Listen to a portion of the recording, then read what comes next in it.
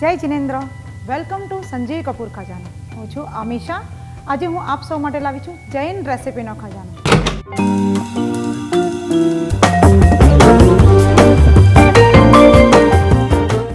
તો ચાલો આજે આપણે બનાવશું જૈન અમેરિકન ચોપ્સી, જેની સામગ્રીમાં આપણને લાગશે બાફેલા noodles, ketchup, red chilli sauce, yellow bell pepper, capsicum, કોબી, બેબીકોર્ન, કોર્નસ્ટાર્ચ, સ્વાદ પ્રમાણે મીઠું, મરી powder, sugar, vinegar, oil. American ચોપ્સીનો જે બેઝ છે, જે સોસ છે અમેરિકન ચોપ્સીનો, એ બનાવી લઈએ. તેની માટે આપણે આ કેચઅપ છે એ લઈશું. એની અંદર આપણે આ રેડ ચીલી સોસ નાખી દઈશું.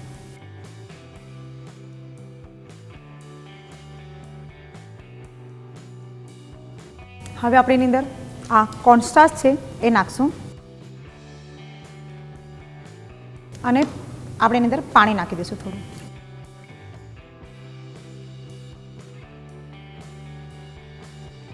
આપણો જે આ સોસ છે એની અંદર આપણે ચીલી સોસ નાખ્યું છે, એટલે એના અંદર સ્પાઇસીનેસ થોડી આવી ગઈ છે, એટલે આપણે એની અંદર બીજું કાંઈ નહીં નાખીએ.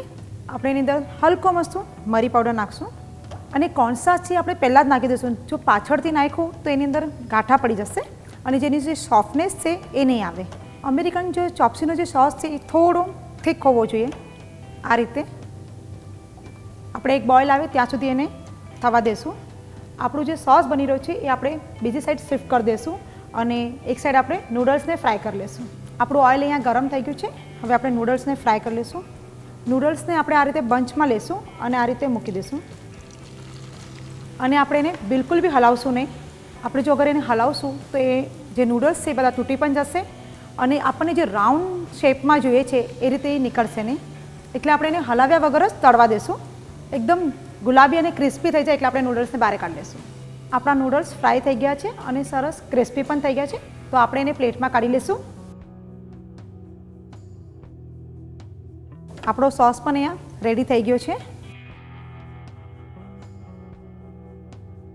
હવે આપણે અમેરિકન ચોપ્સી માટે જે વેજીટેબલ હશે એ સોટે કરી લઈએ. એની માટે આપણે ઓઇલ લઈશું.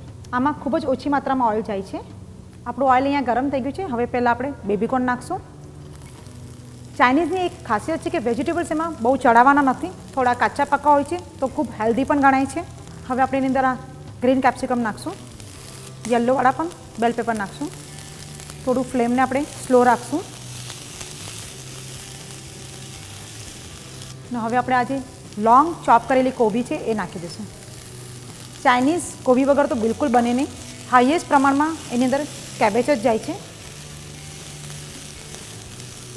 હવે આપણે એની અંદર મસાલો કરી લઈશું.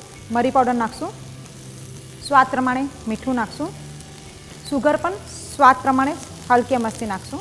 આપણું શાક અહીંયા સોટે થઈ ગયું છે. 2 થી 3 મિનિટ જ કરવાનું છે, બહુ વધારે ચડાવવાની જરૂર નથી. હવે આપણો જે સોસ રેડી થઈ ગયો છે એની અંદર નાખી દઈશું. હવે આપણે એને હલાવી લઈશું. હવે આપણે એની અંદર જરાક અમસ્તું પાણી નાખશું. હવે આપણે એની અંદર થોડી ખટાશ માટે વિનેગર નાખશું. વિનેગરથી ચાઇનીઝમાં એક સરસ ફ્લેવર આવી જાય છે. હવે આ થોડી વાર થવા દેશું, ત્યાં સુધી આપણે પ્લેટિંગની તૈયારી કરી લઈએ. આપણે આ રીતે રાઉન્ડ પ્લેટિંગ કરશું અને આ જે ફ્રાય નૂડલ્સ છે એની અંદર મૂકી દઈશું. આપણે પ્લેટમાં ફ્રાય નૂડલ્સ મૂકી દીધા છે અને બીજી બાજુ આપણું અમેરિકન ચોપ્સની જે ગ્રેવી છે એ પણ તૈયાર થઈ ગઈ છે. તો ઝટપટ આપણે એને સર્વ કરી લઈએ.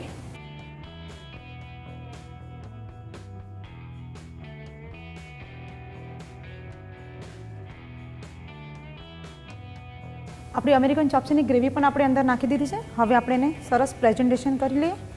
એની માટે આપણે આ યલો બેલ પેપર લીધા છે. આ આપણી જૈન અમેરિકન ચોપ્સી રેડી થઈ ગઈ છે. તો ઝટપટ આ રેસીપી નોંધ કરો અને ઘરે બનાવો.